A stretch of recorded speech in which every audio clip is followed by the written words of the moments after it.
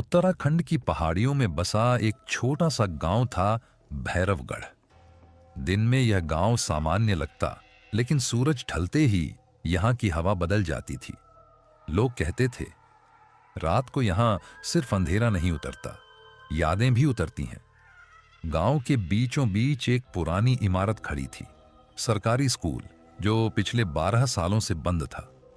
कोई नहीं जानता था क्यों, बस इतना कहा जाता था, उस स्कूल के अंदर कुछ है जो सवाल पूछने वालों को जिंदा नहीं छोड़ता।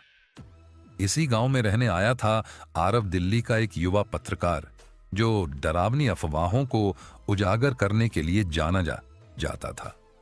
आरव को अफवाहों से नहीं, सच से प्यार था। गांव में कदम रखते ही उसने नोटिस किया, लोग उसे देखकर रास्ता बदल रहे थे। एक बूढ़े ने फुसफुसाकर कहा, बेटा, यहां मत रुको, जो डर दिखता है वो आधा सच है। आरव मुस्कुराया, और आधा हमने छुपाया है। रात के ठीक 9 बजे आरव कैमरा और टॉर्च लेकर स्कूल की ओर बढ़ा। आसमान में बादल ऐसे घिरे थे जैसे किसी ने जानबूझकर चांद को छुपा दिया हो। स्कूल का गेट अपने आप चर्र की आवाज के साथ खुल गया। आरव बुदबुदाया, हॉरर फिल्मों में ऐसा ही होता है।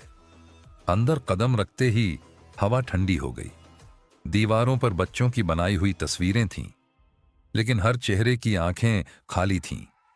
अचानक पीछे से आवाज आई, सर, आप भी देखने आए हैं? आरव पलटा। वहां खड़ी थी एक लड़की, मीरा, गांव की अस्थायी शिक्षिका। मीरा बोली, लोग कहते हैं यहां भूत हैं, पर भूत से ज्यादा डरावना सच होता है सर। आरव चौंका। अब जानती हैं? मीरा ने स्कूल की छत की ओर देखा। जानती भी हूं और भुगत भी रही हूं। मीरा ने बताया, 12 साल पहले इस स्कूल में 6 बच्चे अचानक गायब हो गए थे। सरकारी रिकॉर्ड में लिखा गया, जंगल में भटक गए, लेकिन सच कुछ और था। हर अमावस्या की रात स्कूल के अंदर से बच्चों के रोने की आवाज आती थी। मां, हमें घर जाना है। आरव ने रिकॉर्डर ऑन किया। उसी पल्ला ब्लैक बोर्ड पर अपने आप लिखा, तुम भी भाग जाओगे? आरव का गला सूख गया। मीरा फुसफुसाई, जो यहां सवाल पूछता है उसे जवाब मिलते हैं, पर कीमत चुकानी पड़ती है। मीरा ने कांपती आवाज में सच बताया। स्कूल का हेडमास्टर धर्मपाल बच्चों से सरकारी फंड के नाम पर मजदूरी करवाता था। एक रात बच्चों ने मना कर दिया। धर्मपाल ने गुस्से में उन्हें स्कूल के पुराने तहखाने में बंद कर दिया।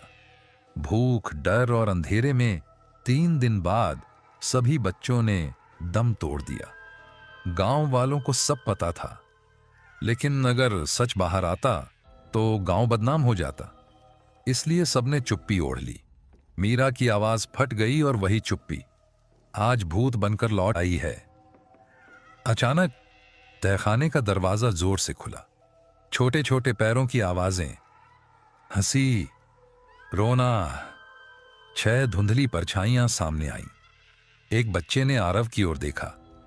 अंकल, आपने सच बताया ना? आरव कांपते हुए बोला, हां, मैं सब बता दूंगा। तभी एक और आवाज गूंजी, फिर मेरी बारी क्यों नहीं आई? अंधेरे से निकला धर्मपाल का जला सड़ा साया। उसकी आंखें खून से भरी थीं। सबने मुझे मार दिया, पर दोष सिर्फ मेरा क्यों? बच्चों की आत्माएं चिल्लाईं। चुप रहने वाले भी दोषी होते हैं। दीवारों पर गांव वालों के चेहरे उभर आए, सरपंच, पुलिस, मास्टर, माता पिता। धर्मपाल चीखा, तुम सब बराबर के गुनहगार हो। भैरवगढ़ की जमीन कांप उठी। मीरा रो पड़ी। हम डर गए थे, एक बच्चे ने कहा, और हमने मरकर भी इंतजार किया। आत्माएं बोली, या तो सच दुनिया को मिलेगा, या कोई और यहां हमेशा के लिए रहेगा। सबकी नजरें आरव पर टिक गईं। मीरा चीखी, नहीं, वो बाहर का है। आरव ने कैमरा जमीन पर रखा। अगर सच छुपाने की कीमत किसी की जान है, तो सच बोलना ही धर्म है। उसने लाइव रिकॉर्डिंग चालू कर दी। मैं, आरव शर्मा, भैरवगढ़ के उस सच को दुनिया के सामने ला रहा हूं, जिसे डर बनाकर छुपाया गया। स्कूल की दीवारें फटने लगीं, आत्माएं मुस्कुराईं। अगली सुबह स्कूल ढह चुका था। आरव जिंदा था, लेकिन उसके बाल सफेद हो चुके थे। गांव के लोग चुपचाप खड़े थे। वीडियो वायरल हो चुका था। सरकार आई, गिरफ्तारियां हुईं। मीरा ने आरव से कहा, डर खत्म हो गया? आरव ने स्कूल के मलबे की ओर देखा।